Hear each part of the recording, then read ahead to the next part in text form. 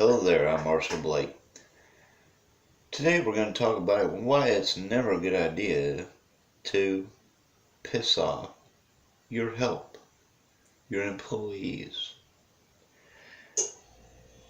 The concept of a honest day's work for an honest day's wage has been around for a very long time.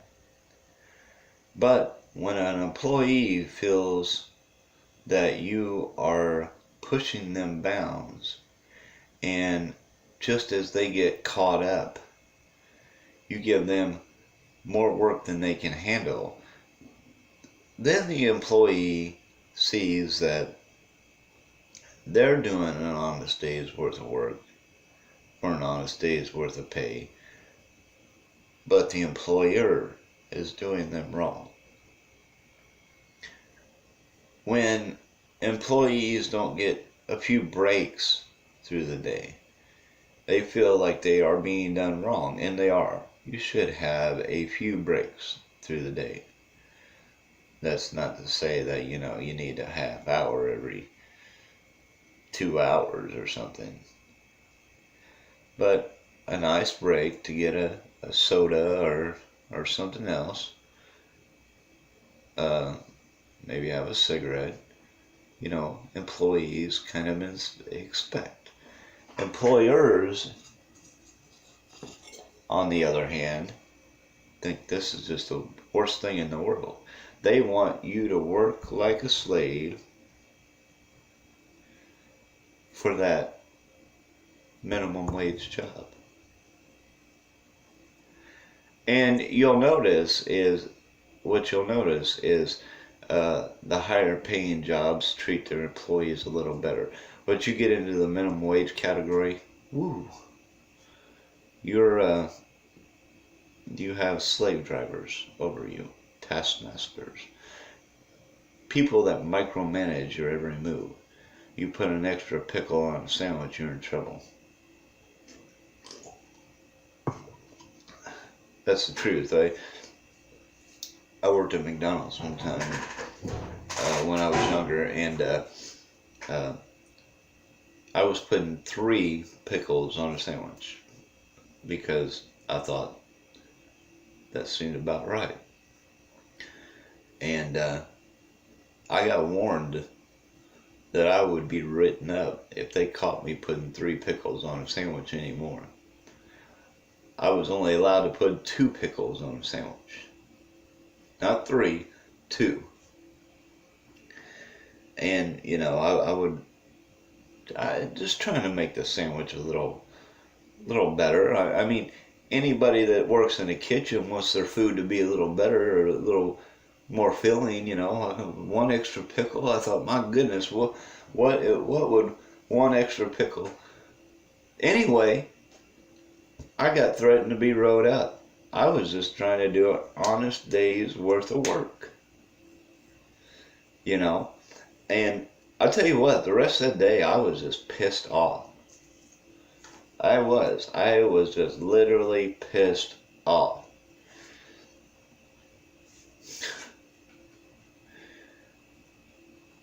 It's times like that employees don't do their best the rest of the day. They're in their mind, they're just pissed off, and they're thinking about what just happened, and they're thinking, well, screw this place.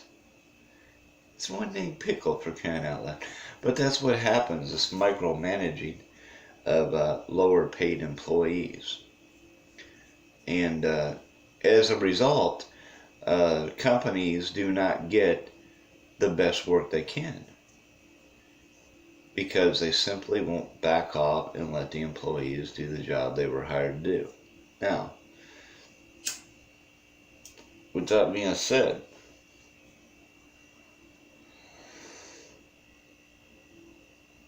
you can have a great team of employees. They do their very best work. They get caught up. They have everything cleaned, everything the way it's supposed to be, in order. In walks in the boss. Our boss is, our herd of bosses, usually not enough Indians and too much chiefs when you're talking about these minimum wage jobs. Anyway, and they'll give you a whole list of other things to do because they see you taking a breather. I used to work in a factory for a while. I've had a few jobs here now, folks. And we would have our area all cleaned up, then the machine would break down. And we'd stand there and talk, a little bit while they tried to fix the machine. And the boss would come over. You got time to lean, you got time to clean. Like we ain't never heard that before. Well, we already cleaned our area. We'll go clean somebody else's area. Oh, good grief. We're doing our job, our assignment that you gave us to do. Now you're telling us to go clean somebody else's area? Shouldn't somebody else have cleaned that area that was given the assignment for that area? That's the point. That's the point. When employees piss their employers off. It's not our fault the machine broke down. We're just taking a little breather. We're caught up with our work. What's the deal? Micromanagement. I got news for you. You shouldn't be going and saying clean up somebody else's area. You should be going to their area and say, hey, you guys need to tidy up this area. Let's shut the machine down for a minute. If it's that much of a priority. I tell you, people are really, really bad about micromanaging their employees instead of just letting their employees do the job. Now think about this. Now, I know a lot of employers are out there saying, well, you ought to be doing something if you're working. Well, you gave us the task. The damn machine broke down. Now, here's what we're going to do. We're going to take a little breather. When the machine gets up, we are going to be in a good mood. We're not going to be ticked off. We're going to do the best work we can. We'll be a little bit refreshed, and we'll get more product out. I've proven that scenario works so many times, it's not even funny.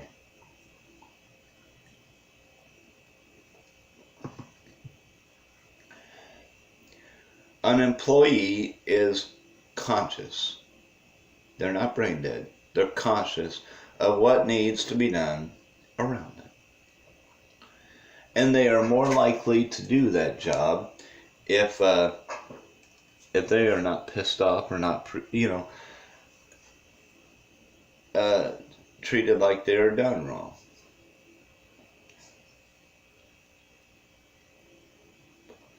Used to walk beans when I was really young, and the owner of the farm, they would walk beans with us. And he was really quick at it, by the way. He'd get down to the end of the field and he'd turn around and help us out. There were times that we worked harder and we would turn around and help him out. He didn't try to micromanage us. He let us do our job. In return, we did the best job we could. And not only did we do the best job we could, we helped him out and the others out. And all worked together. It was just a job. We were all out there doing it together. I think I was getting paid like $5 an hour. Not every industry is it like that. This micromanagement. But especially in the restaurant business, particularly the fast food business, it's really like that. You work in a factory, it's really like that. I often tell young people that I would stay away from factories and fast food if I could, because you are not going to do anything but get stressed out.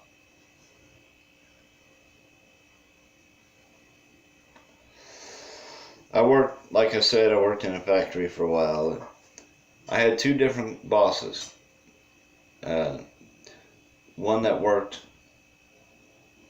the first shift and one that worked the second shift. Uh,